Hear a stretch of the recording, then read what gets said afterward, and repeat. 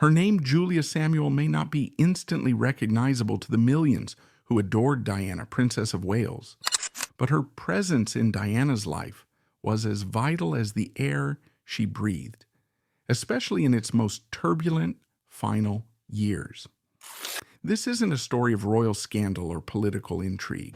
It is a more profound exploration of the power of friendship and the quiet practice of empathy. Specifically, this is the story of how one woman's professional dedication to healing the mind as a psychotherapist became the personal sanctuary for the most famous woman in the world. By examining their unique bond, we reveal how Julia Samuel provided not just a shoulder to cry on, but a framework for understanding that helped Diana navigate unimaginable pressure. She was the anchor in the storm, a keeper of secrets, and ultimately a guardian of the princess's true legacy. To understand their extraordinary connection, we must first step back into the world that forged it, a Britain on the cusp of profound change, and a royal institution struggling to find its footing in a rapidly modernizing world. The Britain of the late 1980s was a nation in transition. The rigid social structures of the post-war era were beginning to fracture. It was a time of immense economic and cultural flux. The deference that had once shielded the royal family was evaporating, replaced by an insatiable and often intrusive public curiosity, fueled by a voracious tabloid press that had discovered royalty sold papers like nothing else. The traditional royal mantra, never complain, never explain, was becoming increasingly untenable in a world that demanded transparency and emotional honesty. Into this crucible stepped Diana, Princess of Wales. By the late 1980s, the fairy tale had begun to publicly unravel. The image of the blushing bride had been replaced by that of a complex, compassionate, yet deeply isolated woman. Her marriage to the Prince of Wales, once the subject of global fantasy, was now known to be under immense strain. She was, in many ways, a prisoner of her own fame. Every gesture was analyzed, every outfit critiqued, every flicker of emotion captured and dissected for public consumption. She was surrounded by courtiers, ladies-in-waiting, and staff, yet profoundly alone in her emotional experience. The firm, as the royal family is colloquially known, operated on a system of protocol and tradition, a machinery ill-equipped to handle the raw human vulnerability Diana so often displayed. What Diana needed was not another courtier, she needed a friend. Not just a society acquaintance for lunches at San Lorenzo, but someone who could see past the title, the tiara, and the headlines. Someone who was not intimidated by the institution she had married into, nor interested in using her for social gain. She needed someone who understood the complexities of the human heart, who could offer not just sympathy, but genuine insight. She needed an expert in the very thing she was struggling with, the overwhelming weight of her own inner world. And that is where Julia Samuel enters the story. Born Julia Guinness in 1959, she was no stranger to the upper echelons of British society. As a member of the illustrious Guinness family, she moved in circles that might occasionally overlap with the royals. But her life's path was one of her own making, and it was decidedly different. She wasn't drawn to the debutante circuit or a life of leisurely society engagements. From early on, her interest lay in the intricate, often hidden landscape of the human mind. She pursued a rigorous path of training to become a psychotherapist, a profession that, in the 1980s, was still shaking off a certain stigma, particularly within the reserved culture of the British upper class. Psychotherapy demands a unique set of skills: deep empathy, analytical rigor, and above all, an unwavering commitment to discretion. The therapeutic space is a sacred one, built on a foundation of absolute trust. The therapist's role is not to give advice or to solve problems, but to listen, to reflect, and to help the client find their own path to understanding and healing. Julia dedicated her life to this craft, specializing in grief and bereavement, the most profound and universal of human experiences. She chose a career spent in quiet rooms, listening to stories of loss, pain, and resilience, far from the glare of the public eye. It was this very quality, this professional dedication to the private, internal world, that would make her the perfect anchor for a woman whose life was terrifyingly public. Their meeting, as is often the case with life-altering friendships, was a matter of serendipity. In 1987, they were introduced at a dinner party by a mutual friend. On the surface, they were two women from similar social strata, but beneath that, they were worlds apart. One was the most photographed woman on the planet, her life dictated by royal protocol and public expectation. The other was a private citizen, building a career based on quiet contemplation and confidentiality. Diana, with her famous, almost uncanny ability to connect with people on an emotional level, would have likely sensed Julia's innate empathy immediately. She possessed a unique radar for authenticity, a skill honed by years of navigating a world filled with artifice. Perhaps she asked Julia about her work, and in Julia's response she heard not just clinical jargon, but a genuine passion for understanding human suffering. For Julia's part, she would have seen past the global icon. As a trained therapist, she would have been uniquely equipped to see the person behind the persona, the vulnerability beneath the Versace, the anxiety masked by the shy smile. She would not have been starstruck. Her training was to see the human being, to listen to the subtext of their words, to understand the emotional currents running beneath the surface of their lives. Sources close to both women say the connection was instant. It was a meeting of minds and hearts. Diana found in Julia someone who wasn't afraid to discuss the difficult topics: anxiety, depression, grief, the pain of a fracturing marriage. These were subjects that were likely taboo within the formal confines of the palace. With Julia, Diana didn't have to pretend. She didn't have to be the stoic princess. She could be just Diana, a woman in her late 20s, navigating immense personal pain under an unimaginable public microscope. This nascent friendship began to deepen. It wasn't built on grand public outings, but on quiet moments of connection. Phone calls, private lunches, visits away from the prying eyes of the press. Julia offered Diana something profoundly wise rare, a space where she was not a symbol, but simply a person. In the language of therapy, Julia was able to hold the space for Diana's pain. She didn't try to fix it or wish it away. She simply sat with her in it, offering the steady, non-judgmental presence that is the cornerstone of all therapeutic relationships. As the 1980s gave way to the 1990s, the necessity of this friendship intensified.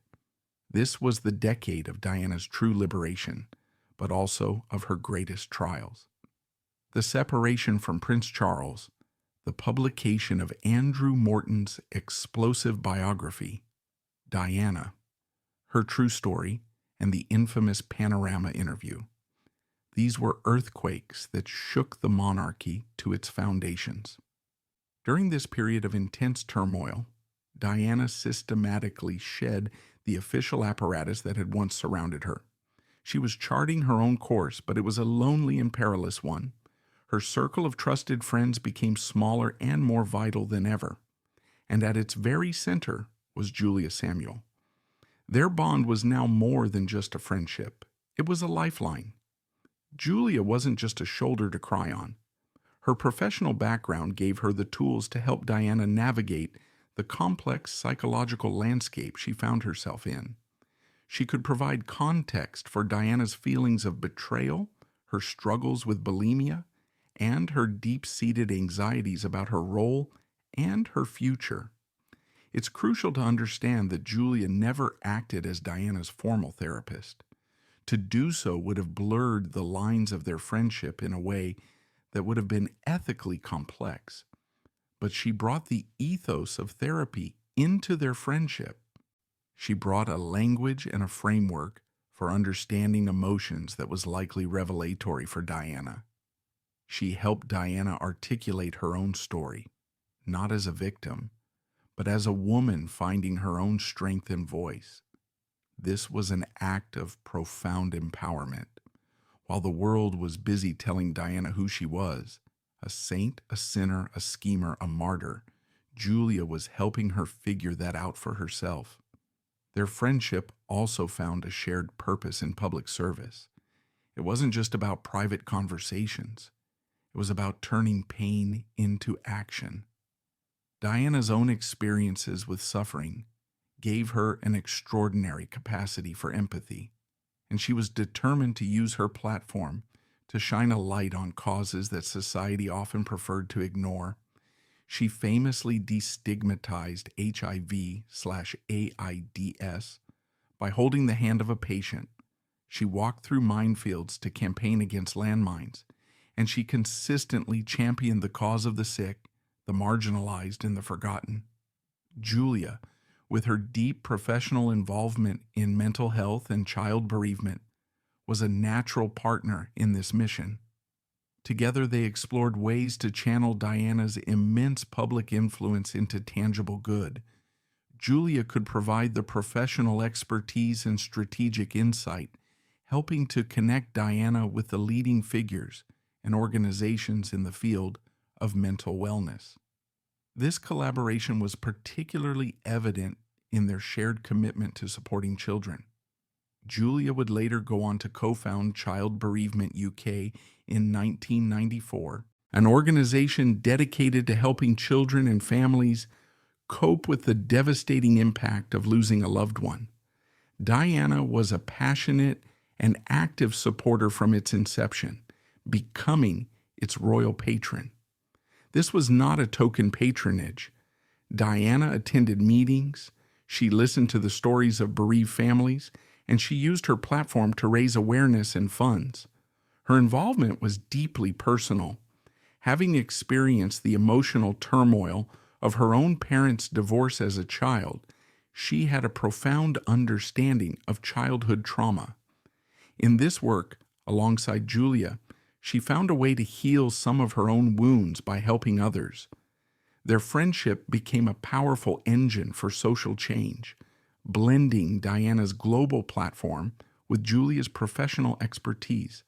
They were a formidable team, united by a shared belief in the power of compassion and the importance of confronting, rather than hiding from, life's most difficult truths.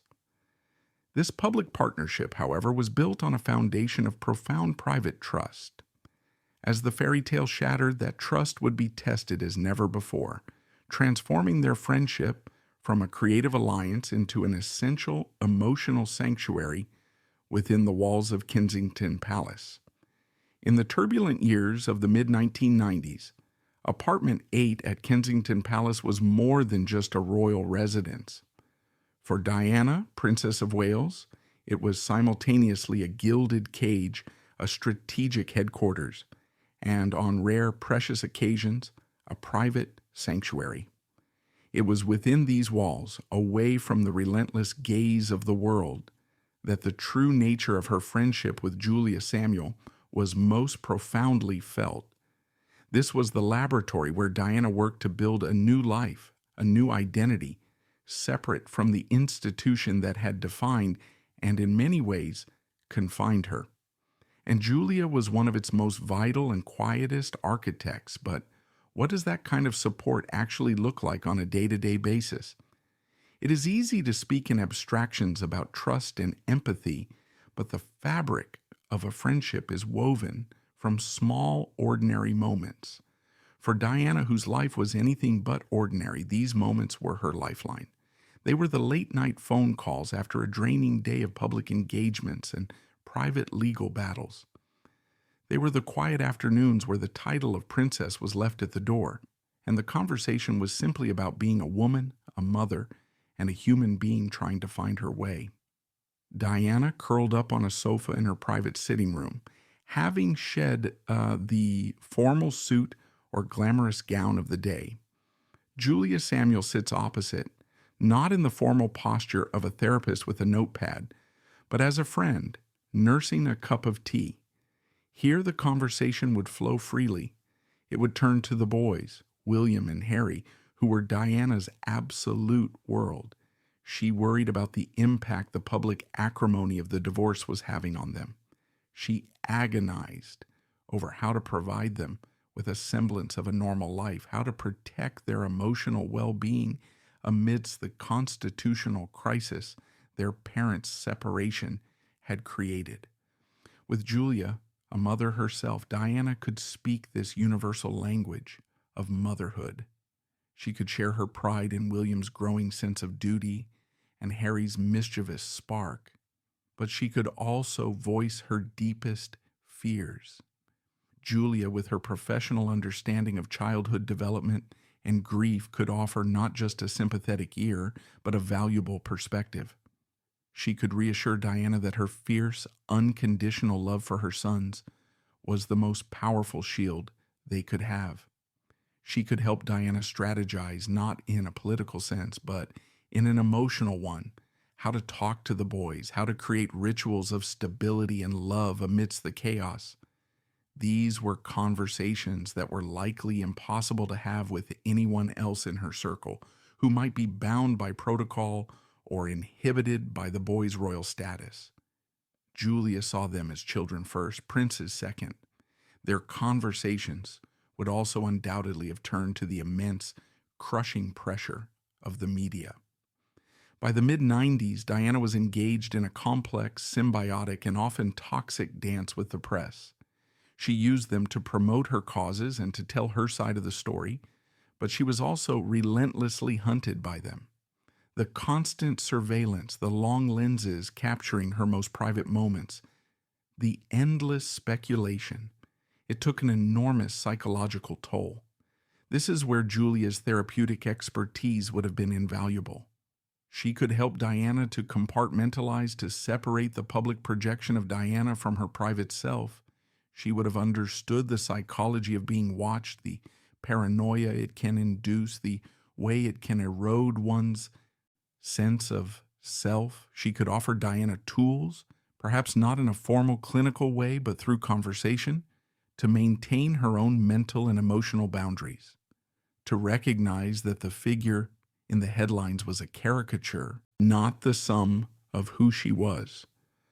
Julia provided the emotional scaffolding that allowed Diana to withstand a level of public scrutiny that would have shattered most people. She was the constant, quiet voice reminding Diana of her own intrinsic worth, separate from the tabloid narratives and the approval of the establishment. This period, from her separation in 1992 to the finalization of her divorce in 1996, was Diana's wilderness years, but also her years of greatest self-discovery. She was defining what it meant to be a royal outside the traditional framework.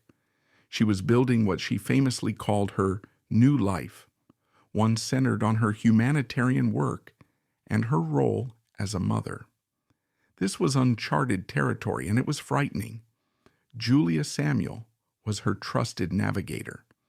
The apex of this period of redefinition, and arguably the single most consequential decision of Diana's public life, was her choice to sit down for an interview with Martin Bashir for the BBC's Panorama program in November 1995. This act, speaking her truth directly to the nation, unfiltered by the palace press machine, was an act of rebellion, a declaration of independence, and an enormous gamble. The story of how that interview was secured is now, of course, mired in controversy. But what is beyond doubt is that the decision to do it was Diana's alone. It was the culmination of years of feeling silenced and misunderstood. It was her attempt to reclaim her own narrative. The conversation she must have had with her closest confidants in the lead up to this momentous event, and it is almost certain that Julia Samuel was a key sounding board. Again, Julia's role would not have been to advise her one way or the other. A good therapist or a friend with a therapeutic mindset does not tell you what to do. They help you understand why you want to do it. They help you explore the potential consequences, both good and bad. They help you connect with your own motivations and make a choice that is authentic to you. Julia would have been the person with whom Diana could game out the entire scenario. She could have voiced her deepest hopes for the interview, that the world would finally understand her side of the story, that it would expose the coldness of the system she had married into, that it would free her. But she could also have voiced her fears. What if it backfired? What would the Queen think? How would it affect William and Harry? Julia would have listened to all of it. She would have helped Diana weigh the emotional risks and rewards.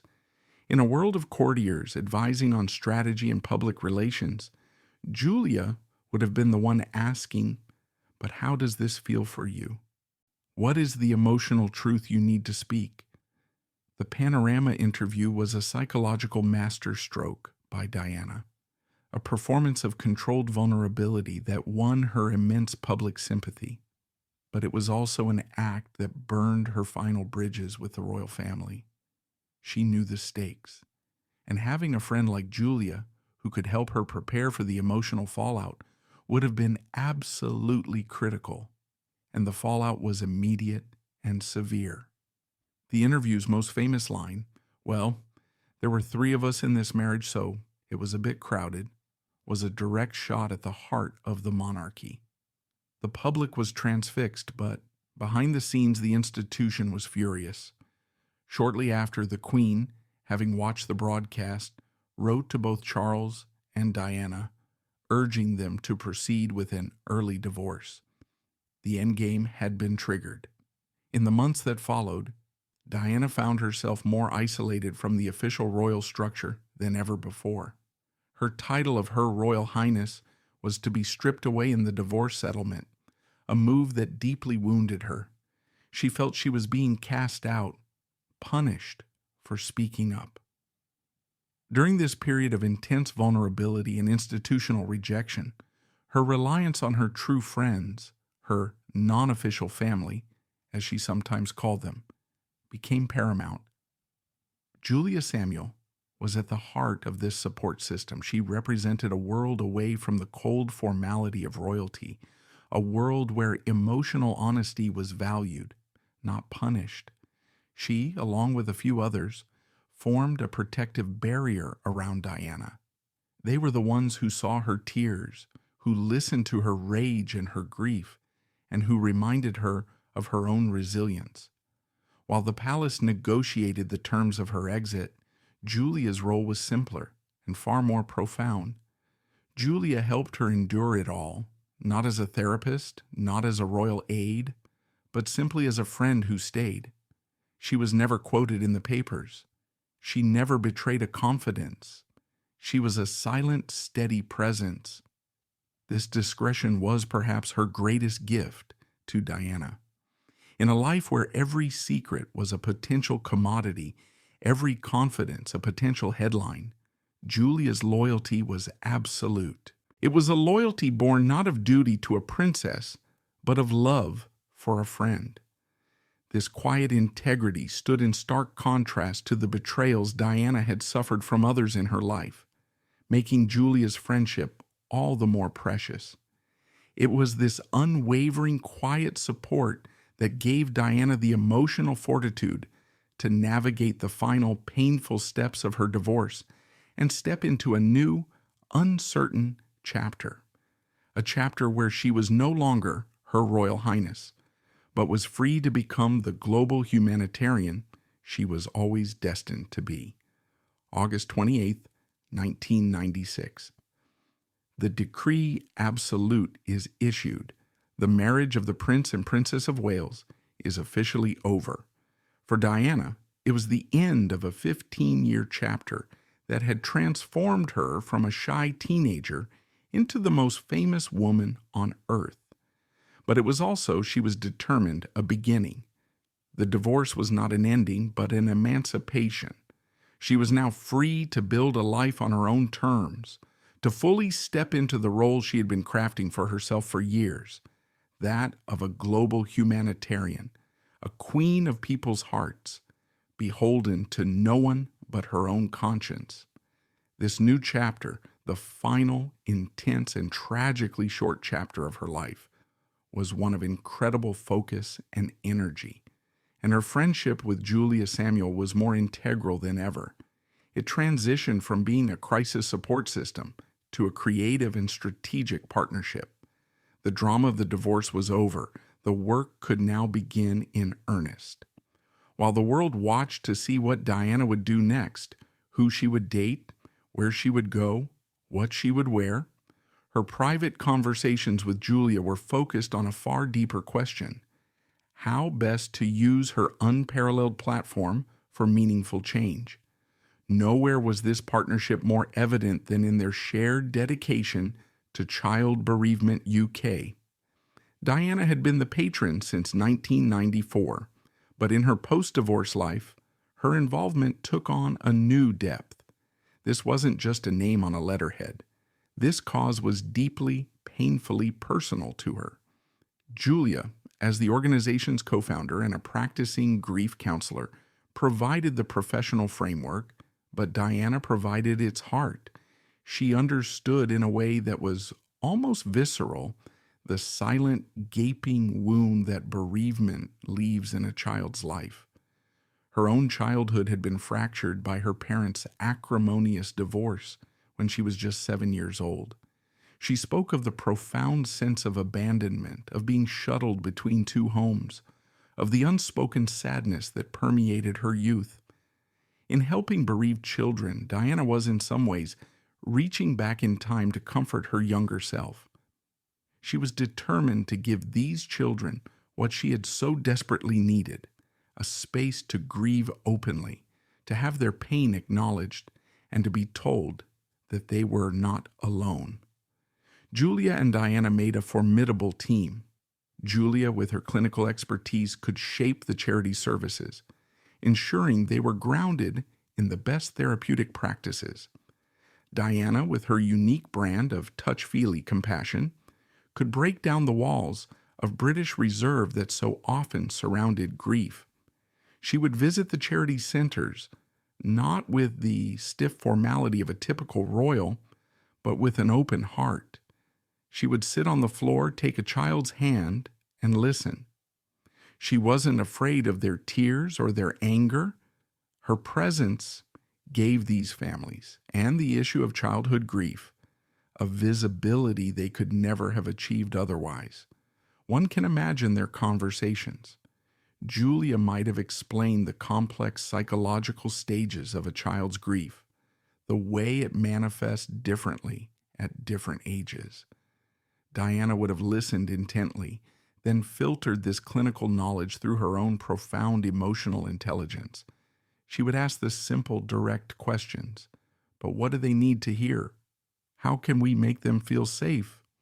She had an instinct for the human element, for cutting through the jargon to the heart of the matter. Their work together was a perfect fusion of professionalism and passion. It was also a reflection of their friendship. It was built on mutual respect for each other's skills. Diana never presumed to be a therapeutic expert, and Julia never sought the media spotlight. They each had their role, and they performed it with a quiet dedication that was incredibly effective. This shared project gave Diana's life a renewed sense of purpose, a grounding in something real and meaningful, far away from the superficial world of fashion and celebrity she was so often associated with. But their friendship was not all work and worthy causes. In this new, freer life, Diana craved normalcy, and with Julia she could find it. She could be, for a few hours, just another London mum. The two women, whose children were of similar ages, shared the everyday joys and frustrations of parenthood. There were school runs, sports days, and birthday parties. Diana was famously godmother to Julia's son, and Julia would later recall how Diana would show up to school events, just like any other parent, determined not to cause a fuss, though of course her presence always did. These moments were fleeting but vital. They were a reminder that beneath the global icon was a woman who enjoyed a gossip over lunch, who could laugh at herself, who worried about her children's homework. Julia provided a crucial link to this ordinary world. When they were together, the pressures of Diana's extraordinary life could recede, if only for a little while. They had a shared history, a shared sense of humor, and a deep, unspoken understanding. In a life filled with temporary alliances and shifting loyalties, Julia was a constant. She was family. This sense of stability was about to be tested as never before. As 1997 dawned, Diana seemed to be hitting her stride. Her Landmines campaign was gaining global momentum. She was confident, radiant, and seemingly in control of her destiny. But there was a restlessness about her, a yearning for the personal happiness and security that had so long eluded her. She was emotionally open and perhaps emotionally vulnerable. The summer of 1997 arrived like a sudden, brilliant, and dangerously hot heat wave. It began with an invitation from the billionaire businessman Mohammed Al-Fayed to holiday with her sons in his villa in the south of France. It was an offer of luxurious escape, of private yachts and sun-drenched days, away from the dismal British weather and the prying eyes of the press. It was on this holiday that she grew closer to his son, the film producer Dodi Fayed. What followed was a whirlwind romance played out on the front pages of every newspaper in the world. For the press, it was the story of the decade. For Diana, it was what exactly? A summer fling? A genuine search for love? A strategic move to make another man, the heart surgeon Hasnat Khan, with whom she'd had a discreet 2-year relationship, jealous? Or was it simply a woman, starved of affection and protection for so long, finally allowing herself to be swept off her feet? The truth is likely a complex mixture of all these things. Dodi offered her a world of incredible glamour and, seemingly, a fortress of security. He could surround her with bodyguards, whisk her away on private jets, and shower her with attention. For a woman who had spent years feeling unprotected by the institution she had served, this must have been intoxicating. But what would a friend like Julia Samuel have made of it all? From the quiet, grounded world of psychotherapy and London family life, this new high-octane romance must have seemed like another world entirely. Julia's world was one of introspection, of carefully considered emotions, of building relationships on deep foundations of trust over time. The Fayed world was one of extravagant gestures, immense wealth, and blinding publicity. Diana was known to have been in constant contact with her closest friends during this period, Julia included. The tenor of those transatlantic phone calls, from a yacht in the Mediterranean to a home in London. Diana would have been filled with the excitement of a new romance, the thrill of it all. But perhaps, too, there was a note of desperation, a need for this to be the answer to her loneliness. A friend like Julia would have listened. She wouldn't have judged. She would have gently probed, asking the questions that no one else would. Not, what is he buying you? But, how does he make you feel? Not, is this good for your public image? But, is this good for you? For your soul? She would have been a grounding force, a voice of quiet reason amidst the noise. She would have reminded Diana of her own strength, her own worth, and urged her not to lose herself in the whirlwind. The terrible irony of that summer is that Diana's search for privacy and protection with Dodi led to the most intense, suffocating media frenzy of her entire life. Every day, a new set of long lens photographs would appear, each more intimate than the last. The hunt was on, and the price on a picture of the couple had skyrocketed. Diana, the master manipulator of the media, seemed to be losing control of the game. Friends would later say she was becoming exhausted by the chase, that she was looking forward to returning to London, to her boys, and to a sense of routine. She told one reporter she was about to shock the world with a major change in her life, leading to speculation she planned to withdraw from public life altogether. In the final days of August, Diana and Dodi flew to Paris for one last weekend before she was due to return home. The city, which she had always loved, became a pressure cooker. From the moment they landed at Le Bourget Airport, they were pursued by a relentless pack of paparazzi on motorcycles. Their every move was tracked. A quiet dinner at the Ritz Hotel, owned by Dodi's father, became an impossible ordeal. On the evening of Saturday, August 30th, Diana spoke on the phone to her two sons, who were with the royal family at Balmoral. It was a brief, slightly rushed conversation. They were eager to get back to playing with their cousins. She told them she would see them the next day. It was the last time they would ever hear their mother's voice. A few hours later, she spoke to a friend, a journalist, on the phone from her suite at the Ritz. She sounded weary of the chase, but hopeful for the future. She was planning her return. She was ready to come home. Back in London, her friends, including Julia, were waiting for her. There would have been plans for a catch-up, for a long chat about the summer's adventures, for a return to the familiar comfort of a friendship that had weathered so many storms. A cup of tea, a shared laugh, the quiet debrief that had become their ritual. But that meeting would never happen. In the heart of Paris, a black Mercedes was waiting to spirit Diana and Dodi away from the hotel in a desperate last-ditch attempt to evade the photographers lying in wait.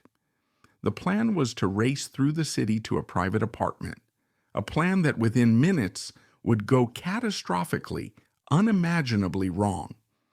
In the 13th pillar of the Pont de l'Alma tunnel in Paris, in the first minutes of August 31st, 1997, a story came to a violent end. But for millions around the world, and for a small circle of people who truly loved her, the story was just beginning. A story of shock, of grief, and of a loss so immense it seemed to shake the very foundations of the world. Back in London, the night was quiet. In homes across the city, friends and family slept, expecting the new day to be like any other. Julia Samuel would have gone to bed assuming her friend would soon be home, that the familiar rhythm of their lives would resume. The phone call, when it came, would have been a brutal intrusion, a tearing of the veil between the ordinary world and the world of unthinkable tragedy. In the age before 24-hour rolling news on our phones, information traveled differently.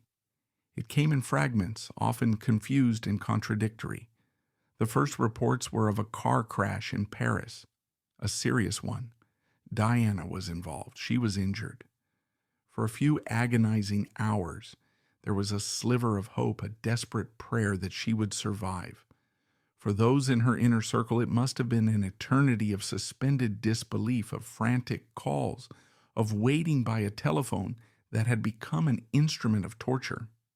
Then at 4 a.m., Paris time, the announcement was made from the Pitié-Salpêtrière Hospital. The Princess of Wales had died. The hope was extinguished, replaced by a cold, numbing reality. For Julia Samuel, this news was not about the loss of a global icon, a headline, or a historical figure. It was simpler and infinitely more painful than that. Her friend was gone. The person she had laughed with, counseled, championed, and worried about. The godmother to her son. The woman whose voice she could conjure in her mind at a moment's notice. That living, breathing presence had been violently erased from the world. This is the moment where Julia's professional life and her personal life collided with devastating force. She had dedicated her career to understanding grief, to guiding others through its bewildering landscape. She had the language, the theories, the clinical understanding of what happens to the human psyche in the face of profound loss. But no amount of professional knowledge can ever truly prepare you for the raw physical shock of your own bereavement. The textbook becomes irrelevant when your own heart is breaking. The grief she had so expertly helped others to navigate was now her own unwelcome, permanent house guest. As the sun rose on Sunday, August 31st, the world awoke to the unbelievable, and it reacted with a collective howl of grief that was unprecedented in modern history.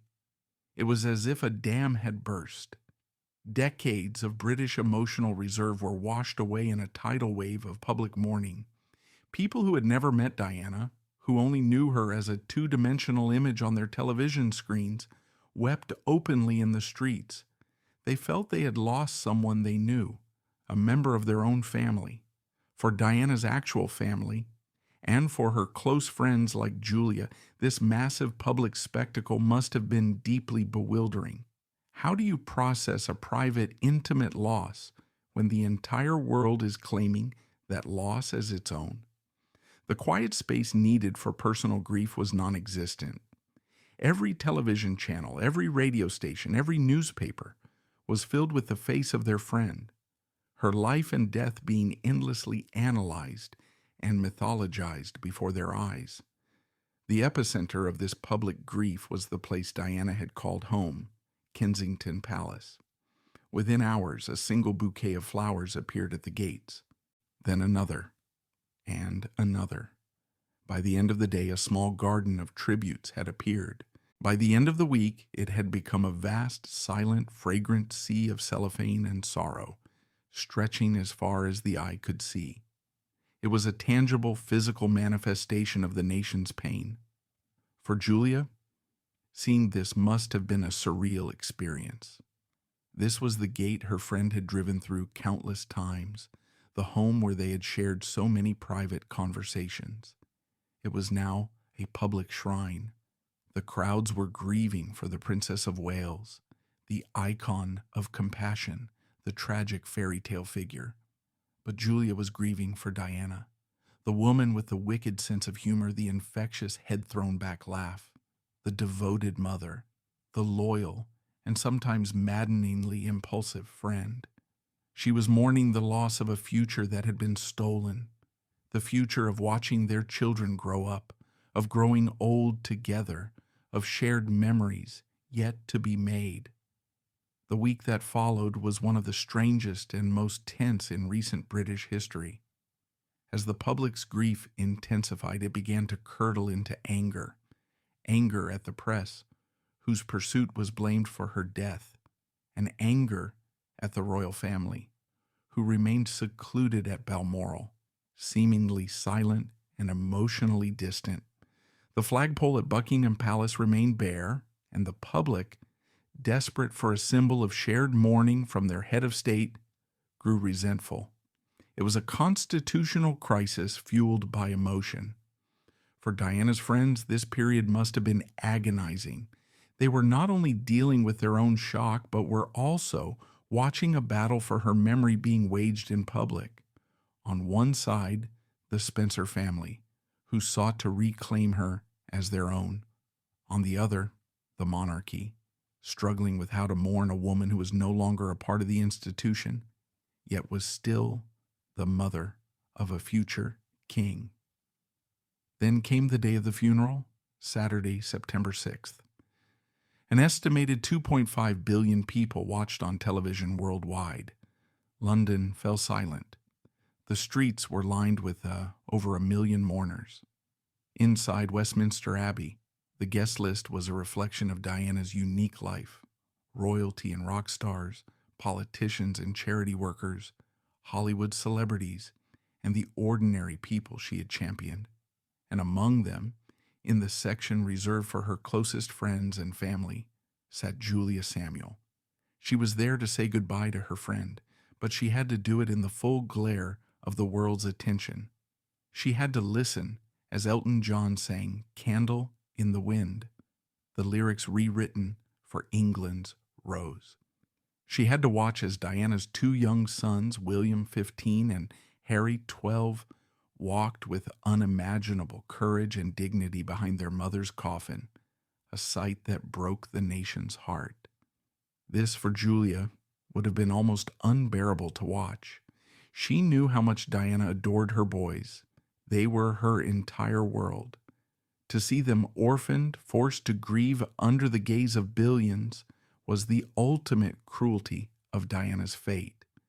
Perhaps the most electrifying moment of the service was the eulogy delivered by Diana's brother, Charles Spencer. It was a fiery, passionate, and deeply personal tribute that was also a thinly veiled rebuke of both the royal family and the press. He pledged that Diana's blood family would protect her sons and ensure they were not just subjected to duty and tradition, but could grow up with love and freedom. As he finished, a wave of applause broke out from the crowds outside the abbey, a sound that rippled into the ancient church itself, a stunning breach of royal protocol and a clear signal of where the public's sympathies lay. For friends like Julia, who had witnessed Diana's lonely struggle against the establishment, his words must have felt like a powerful and deeply necessary validation. After the pageantry was over, after the cameras were turned off, and the world's attention moved on to the next story, the real grief began. Grief is not a week-long event. It is a long, arduous, and lonely journey.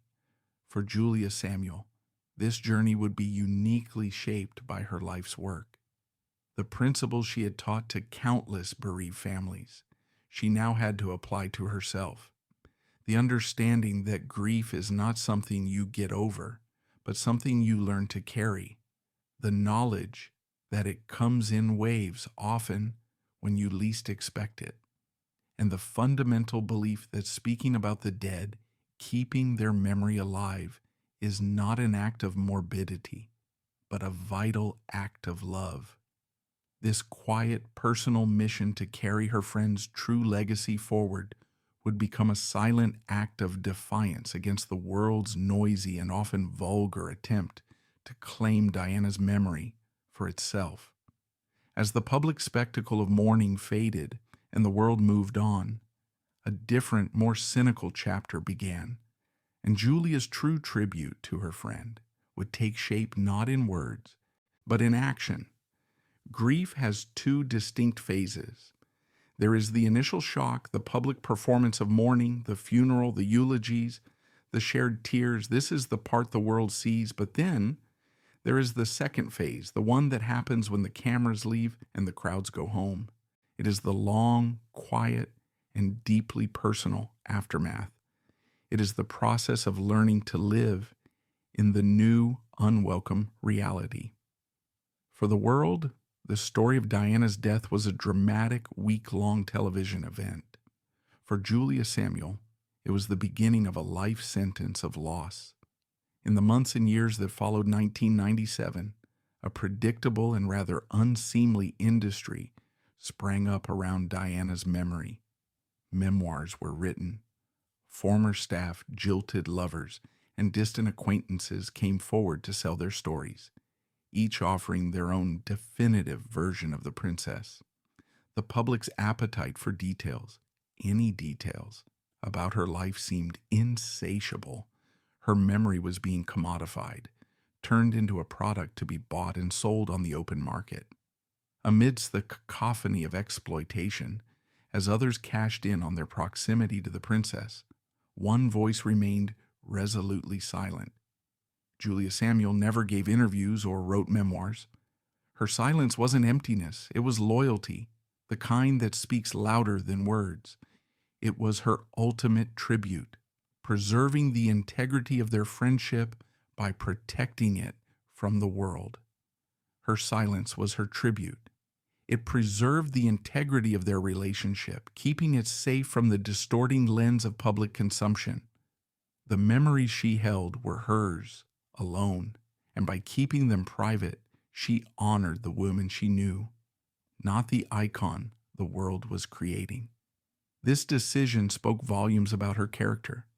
It was the quiet, dignified response of a true confidant, a stark contrast to the noise being made by so many others.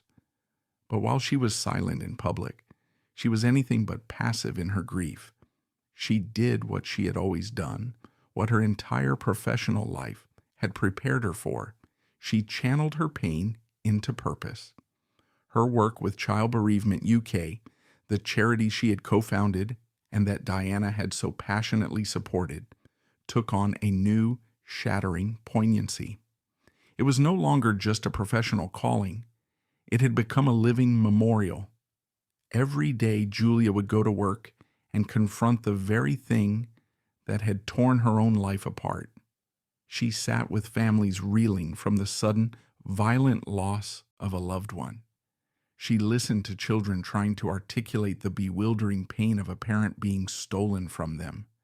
In their faces, she must have seen the reflection of her own sorrow. And in their stories, she must have heard the echoes of the two young boys who were now at the heart of the nation's concern, Prince William and Prince Harry. The cause was now inextricably linked with Diana's legacy. Diana had championed the charity because she understood childhood trauma. Now her own children were its most high-profile victims. This terrible irony fueled Julia's determination. She threw herself into her work with a renewed, ferocious sense of mission.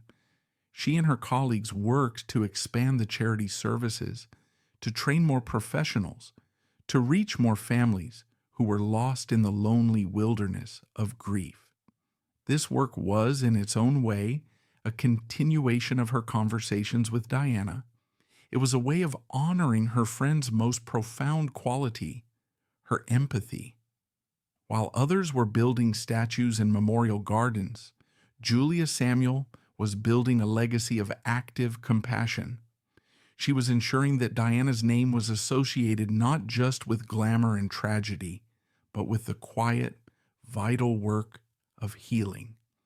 She was keeping her friend's spirit alive in the most authentic way possible by continuing the work they had started together. And then there were the boys, the two children she had known since they were small, the sons of her dear friend. In the vacuum left by Diana's death, many people vied for influence in the young prince's lives. But Julia Samuel offered something unique. She was not a member of the royal family, bound by protocol. She was not a courtier, concerned with duty and image. She was a link to their mother, a keeper of her private memory.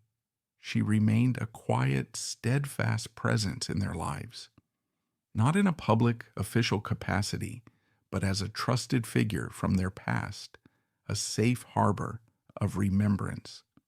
With her, they would have been able to speak of their mother in a way that was perhaps impossible with others. She knew the Diana behind the headlines. She knew her laugh, her habits, her sense of humor, the sound of her voice on the telephone. She could share the small, humanizing anecdotes that are a person's true legacy, the stories that don't make it into the history books, but that keep a person's spirit alive for those who love them. She represented the continuity of their mother's love. Her presence was a quiet reassurance that although Diana was gone, the friendships she had built, the love she had inspired, endured.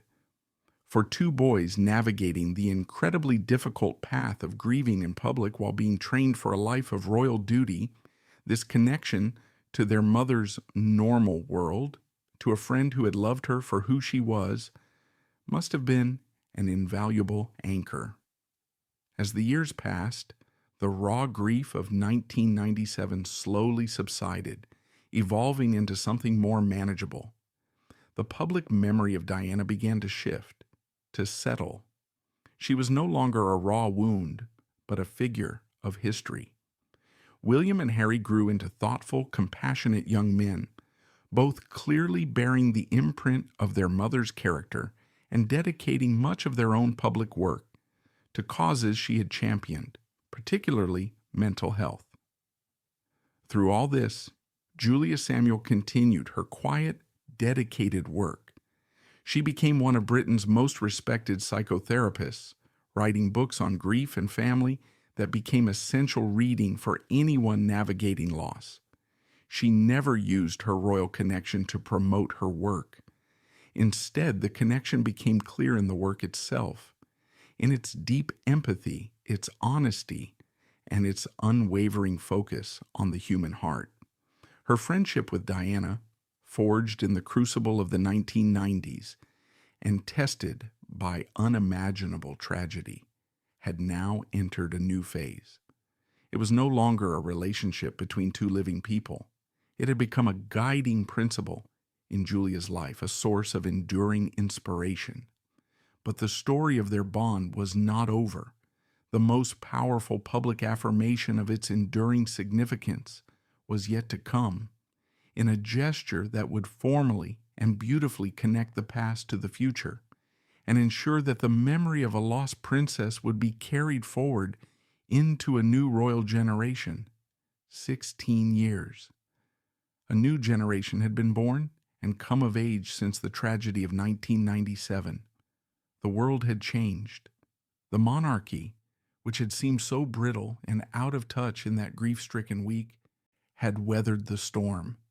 It had adapted, modernized, and found a new source of immense popularity in the younger generation.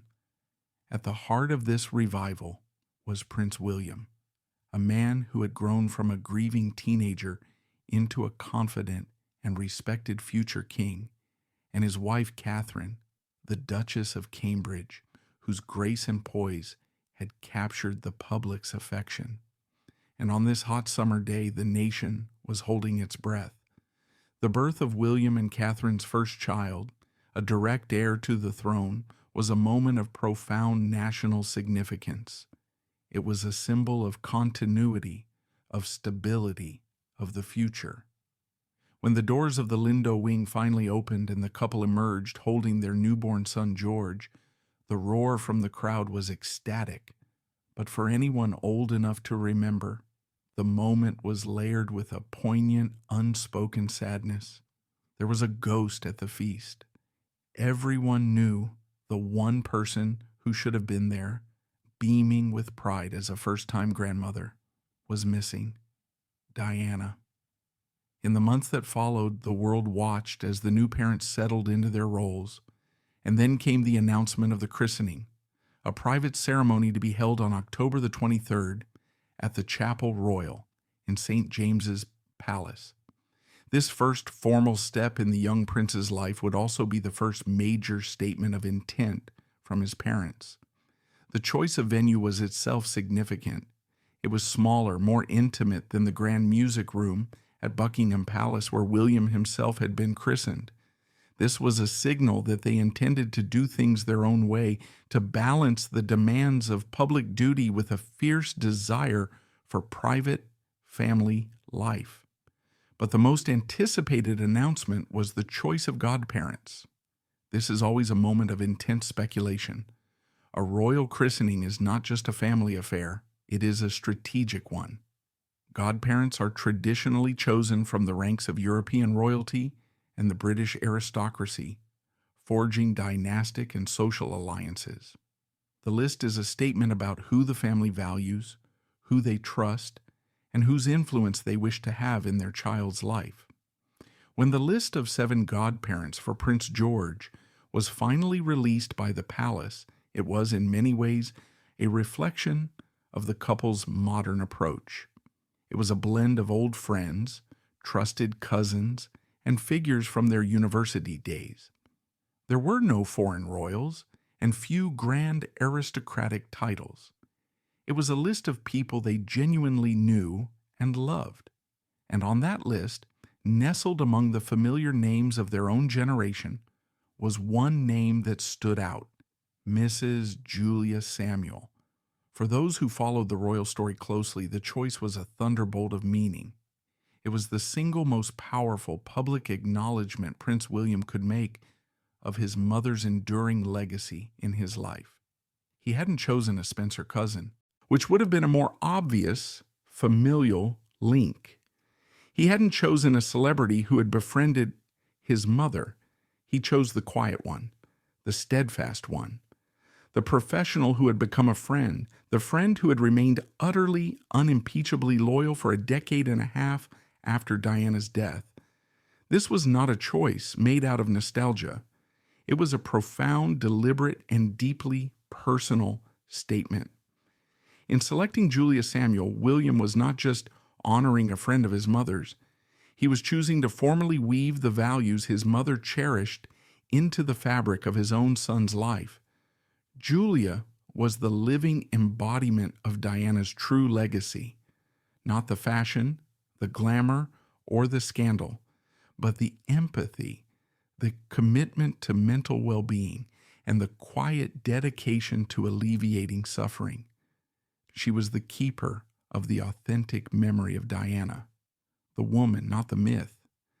Think for a moment what this choice signified. It was William, the son, taking control of his mother's narrative for the next generation. He was ensuring that his own son, George, would grow up knowing a version of his grandmother that was not defined by the tabloid headlines or the controversial biographies. George would learn about his grandmother from someone who had sat with her in private, who had shared her hopes and fears, who had partnered with her in her most meaningful work. Julia Samuel's role as godmother was therefore symbolic on multiple levels. She became a quiet golden thread connecting three generations: the generation of Diana, the generation of William, and the future generation of George. She represented the continuity of love, a living link to the grandmother her godson would never meet. But the role was surely more than just symbolic. What does a godparent do? They are meant to be a spiritual and moral guide.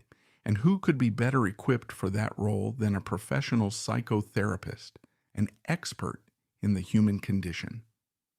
Julia could offer Prince George something unique. As he grew older and inevitably became aware of the massive, complex legacy of his grandmother, Julia would be the one who could help him understand it. She could tell him the stories that mattered, not the tales of palaces and parties, but the stories of his grandmother's compassion, her insecurities, her incredible resilience, and her profound love for her sons. She could help him separate the woman from the icon, a task that William and Harry have had to navigate their entire lives. By making this choice, William was also making a powerful statement about the importance of mental and emotional health, a cause that he, his wife, and his brother would go on to champion with extraordinary passion. It was a subtle but clear signal that he intended for his son to be raised in an environment of emotional honesty and awareness, the very thing his mother had so desperately craved for herself and her children. Julia's presence in his son's life was a commitment to that principle. The appointment was the culmination of Julia Samuel's quiet, unwavering journey. For years, she had been the silent custodian of a precious friendship. She had weathered the storm of Diana's death, protected her memory with her discretion, and continued her work with quiet determination. Now her loyalty and her values were being publicly honored in the most significant way imaginable. She had gone from being a private confidant to a public symbol of a legacy, not through any act of self-promotion, but through the simple, powerful act of being a good and faithful friend. The story of Julia Samuel and Diana, Princess of Wales, is in the end a quiet love story, not of romance, but of friendship. It reminds us that behind the grand sweep of history, behind the headlines and the ceremonies, are the human connections that give it all meaning. Diana's life was a whirlwind of extraordinary pressures, But at its calm center was a friendship built on the simple, powerful tenets of trust, empathy, and unconditional support. Julia Samuel's legacy is not just that she was the princess's friend. It is in the way she conducted that friendship. With a professional's discretion and a true friend's loyalty, she provided a space for Diana to be simply, humanly, herself. And in the long, silent years after Diana was gone, she became the guardian of that humanity. She kept the memory of her friends safe, not by speaking, but by living the values they shared. Her journey from a private therapist to the godmother of a future king is a testament to the enduring power of quiet integrity. It is a reminder that the most important legacies are not carved in stone, but are passed down through acts of love, compassion, and unwavering loyalty. Through Julia Samuel, the very best of Diana, her empathy, her spirit, her profound love for her children is not just a memory. It is a living, breathing presence woven into the future of the family she adored, a quiet, steadying hand guiding a new generation. Her story shows us that the greatest tribute to those we have lost is not to build monuments, but to continue their work, to live by their example, and to never, ever betray their trust.